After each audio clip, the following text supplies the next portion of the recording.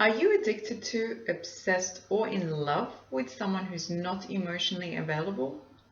Do you wonder why you keep on attracting emotionally unavailable lovers into your life? Are you looking for some solutions and some insights to stop attracting emotionally unavailable women or men in relationships into your life and break that pattern completely? If so, this video is for you. Stay tuned. Hi there, I'm Jessica from Jessica Adele Consulting Services. Thank you for tuning into this channel of self-empowerment, and I welcome you on board. I hope this message today is of value to you on your own personal journey of growth and development. When you're dealing with a person who's emotionally unavailable, that person usually has an avoidant attachment style. I have a specific video on this channel dedicated to attachment styles. If that's of interest to you, do check it out. That person is usually emotionally guarded and detached and disconnected in the sense that he or she chooses not to open up to people or be vulnerable in relationships. And they tend to keep people at bay or at distance. The effect of that, when you're dealing with someone who's emotionally unavailable, is that you feel that the exchange with the other party doesn't really flow naturally with ease or with flow, and sort of that they temporarily withhold emotions from you. Whether that's out of choice or out of fear, that's not the point of focus for our discussion here today. All we need to be aware of is that emotionally unavailable person most likely has been wounded to some extent in the past or damaged at some point in their life by their experience, and they have experienced trauma to some extent. So that's enough about the other emotionally unavailable person. Now, most importantly, let's bring the focus back to you. What we're looking at here is the scope of love and dating relationships. So I'm not looking at exploring any points of reference within families or friendships. We'll leave those scenarios for another video if that's of interest for you. Okay, let's look at some of the reasons for why you keep on attracting emotionally unavailable lovers. So it could be that you're in a pattern of chasing for validation and for love externally, so outside of you, in people and relationships. Here, when we're faced with a scenario like that, this is not just a concept of I can fix this with a law of attraction or putting out to the universe what I'm looking for. The reason behind that is because this type of attachment is more linked to attachment trauma. So there's more past childhood and trauma issues and wounding that you would have experienced here. That's why maybe if you've dabbled with the law of attraction, it won't necessarily be attracting another healthy type of relationship. When you fall repeatedly in love with an unavailable person and fall into that usual pattern of behavior in relating to another, some clinicians tend to call that or classify that disposition as love addiction or codependency. And in another video as well, I talk about that. I outline love addiction and codependency briefly in that video. So if you're interested, check it out. However you choose to decide to label this behavior of attracting someone who's emotionally unavailable in your life, let's come at this from a place of self-awareness and empowerment to self. So this channel is about understanding what's happening for us and then working towards educating ourselves about what can we do not to attract emotionally unavailable people in this context. Most people are attracted to people who remind them of their first love. So perhaps if your first love was absent or you had an emotionally unavailable parent in your childhood, then you tend to be attracted to unavailable people. And usually these are the type of people that you pursue because they're unavailable. And you're not doing that consciously, it's usually unconsciously. And it's despite the pain, that's the suffering and the pain associated with it, that's why you keep attracting these type of patterns into your life. Some of the reasons why you could be attracting that unavailable person into your life is that you're somehow choosing them to be your partner in order to recreate the past that you had in your childhood and to try to change the ending to it. So say in your childhood, if you didn't receive love from a parent, or one parent was absent, or from both of them, so you were in a situation where as a child you didn't receive love, then you may be in your current life become obsessed of trying to gain and achieve love through your current partner, or this person that you're dealing with who's emotionally unavailable. Maybe you're dealing with them, or you're dating them. And this is usually done unconsciously, once again, because here your inner child is sort of acting out, and your inner child's forcing its will on the adult self despite the painful consequences. Other reasons for why this could be happening is perhaps due to a miscalculation. So perhaps you didn't know that the person's not available, an unavailable person, but you just fell in love with them, and then the emotions took over. And then later on down the dance, you discovered that the person is unavailable. And out of your stubbornness, you refuse to give up, and you refuse to move on from that relationship. Another reason could be that what you're living is sort of an unrequited love scenario, where sometimes you as a person, you project your fantasy on that person being the person of your dreams, and when in actual fact that person is unavailable emotionally.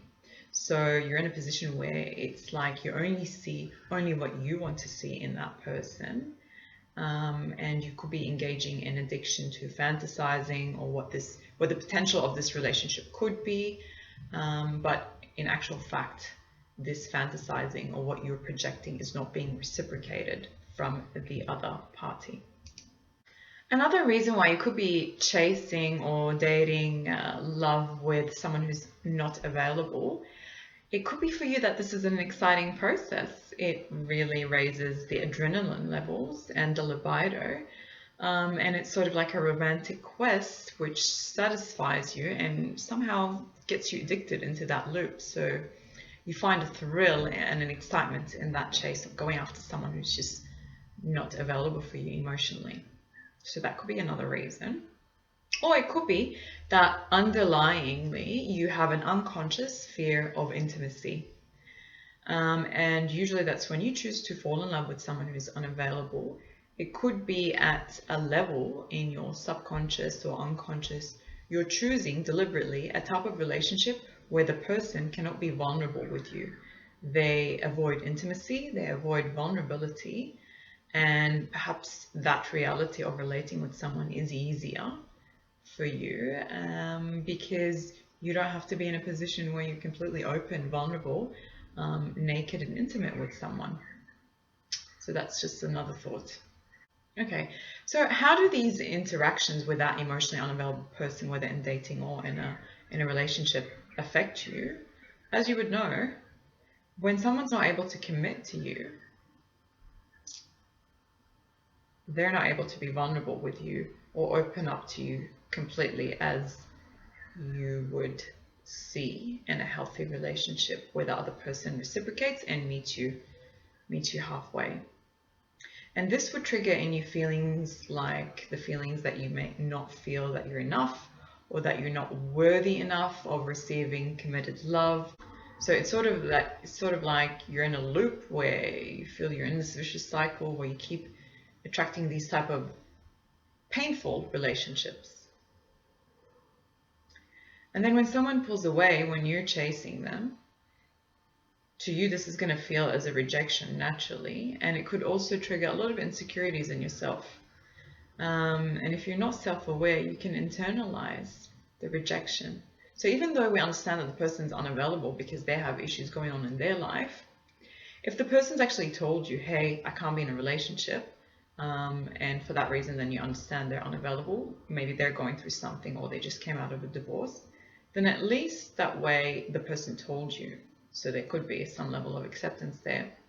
But if the person hadn't told you that they're just not available to be in a relationship with you, then it could be that you'd internalize that and then you take it to heart and you think there's something wrong with you, that someone doesn't want to commit to you or be in a relationship with you. All right, so let's go now into a few tips on how to break this cycle of attracting emotionally unavailable men or women. So you can break the cycle by actually starting and being aware to project and put out there that you're willing to be less available to the other person. So you probably have the tendency of being overly available, and you have that habit of, say, responding quickly to text messages or just waiting there on the phone for them to meet up with you and obsessively waiting for them to text you and just really responding quickly. So the first tip is to teach yourself to respond slower and wait things out. Don't be so readily available for the other person who's not available for you. Second tip is bring the focus back on yourself, because if you're doing that behavior, you tend to focus on wanting to help another person or fix them or whatever they're going through. Bring the focus back to yourself. If you do identify with being a love addict or love addiction, then perhaps explore the 12-step program there or educate yourself about it. They can be very helpful, these programs, and they actually teach you how to do more self-care and self-love, because you're doing the inner work there. And when you're doing the inner work, you're doing self-care. It's not easy work, but it's still self-care, and that will pay dividends for your next healthy relationship. The other tip is for you to build a really strong relationship with yourself. How well do you know yourself? Are you emotionally unavailable yourself? Do you spend enough quality time with yourself?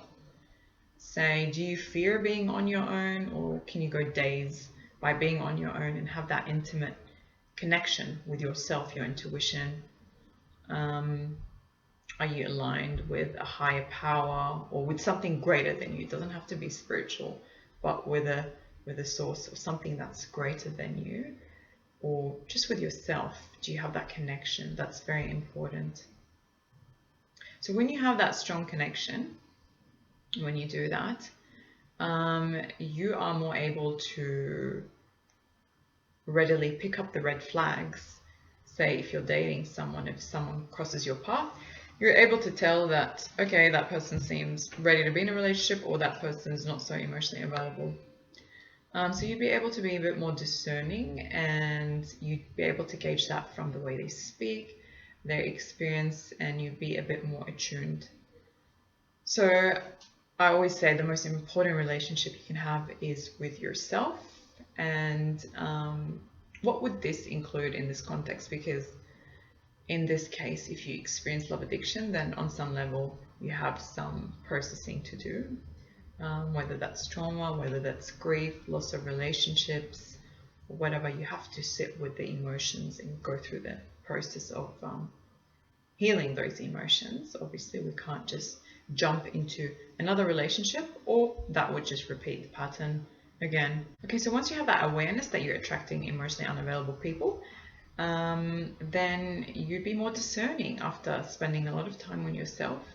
You'd be able to, as I said, more readily pick up the red flags, and you won't ignore the red flags when your intuition is calling.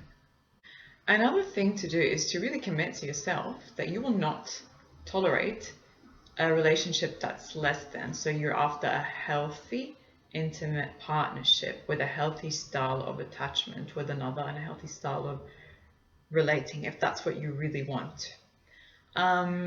So if that's what your focus is, then you will no longer, you'll be able to gauge when you're being attracted again to someone who is unavailable, and be aware that you're just being attracted to that because it feels familiar that the person's unavailable. So I suppose here the point also for you to reflect on, what are your ideas around love and relationships? And these are questions that you'd ask yourself during your self-exploration process.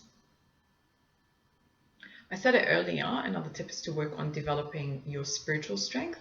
If that's a connection with a higher power, nature, or greater source, that could really serve you. It serves you. It could be community as well, because that really builds your core. And when you feel very secure in yourself, then you don't need another person. You're just there looking for someone to complement your life, rather than looking there to say fill a void, fill that love void, or for some other reason. So another tip would be to slow things down when you're dating. If you are attracting these emotionally unavailable men or women, then try your best to slow down and be less available. And that will help you regulate your emotions and what's happening in front of you, to also be able to see things objectively.